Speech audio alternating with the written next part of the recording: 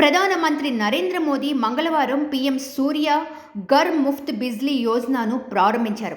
ఈ పథకం ముఖ్య ఉద్దేశం దేశంలో నివసిస్తున్న కోటి కుటుంబాలకు ఉచితంగా విద్యుత్తును అందజేయడం అయితే, ఈ పథకం గురించి ఇటీవలే ముగిసిన పార్లమెంటు మధ్యంతర బడ్జెట్ సమావేశాల సందర్భంగా కేంద్ర ప్రభుత్వం వెల్లడించింది.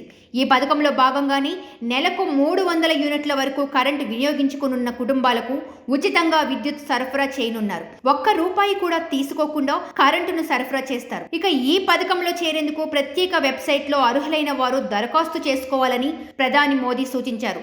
దేశంలో సౌర విద్యుత్ వినియోగాన్ని మరింత పెంచి సామాన్య ప్రజలపై కరెంటు ఛార్జీల భారం తగ్గించేలా బడ్జెట్లో ఈసారి కేంద్ర ప్రభుత్వం కీలక ప్రకటన చేసింది. దీనికోసం సరికొత్త పథకాన్ని ప్రవేశపెట్టింది. ఈ పథకం అమలులో భాగంగా తాజాగా కేంద్ర ప్రభుత్వం మరో ముందడుగు వేసింది. దేశంలోని కోటి ఇళ్లకు ఉచిత విద్యుత్తును అందించేందుకు వీలుగా పీఎం సూర్య ఘర్ ముఫ్త్ బిజ్లీ యోజనను ప్రారంభించింది. దీనిపై ప్రధాని నరేంద్ర మోడీ స్వయంగా ప్రకటన చేశారు. ఈ పథకం వర్తించేందుకు సంబంధిత వెబ్సైట్లో దరఖాస్తు చేసుకోవాలని తెలిపారు. దేశంలో మరింత స్థిరమైన అభివృద్ధి, ప్రజల శ్రేయస్సు కోసం ఈ పీఎం సూర్య ఘర్ ముఫ్త్ బిజ్లీ యోజనను ప్రారంభిస్తున్నట్లు ప్రధాని మోదీ ట్వీట్ చేశారు. 75,000 కోట్ల పెట్టుబడితో తీసుకొస్తున్న ఈ ప్రాజెక్ట్ కారణంగా దేశంలోని కోటి కుటుంబాలకు ప్రతి నెల 300 యూనిట్ల వరకు ఉచిత కరెంటును అందించాలని లక్ష్యంగా పెట్టుకున్నట్లు వివరించారు. ఈ పథకం కింద అందించే సబ్సిడీలను నేరుగా ప్రజల బ్యాంక్ అకౌంట్లో జమ చేస్తామని స్పష్టం చేశారు. అంతేకాకుండా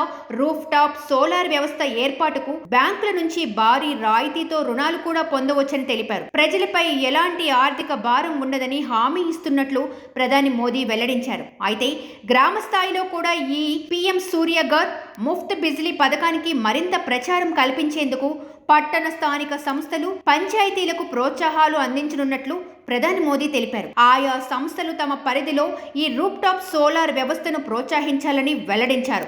ఈ పథకంతో విద్యుత్ బిల్లులు తక్కువ రావడంతో పాటు ఉపాధి కల్పన కూడా జరుగుతుందని స్పష్టం చేశారు.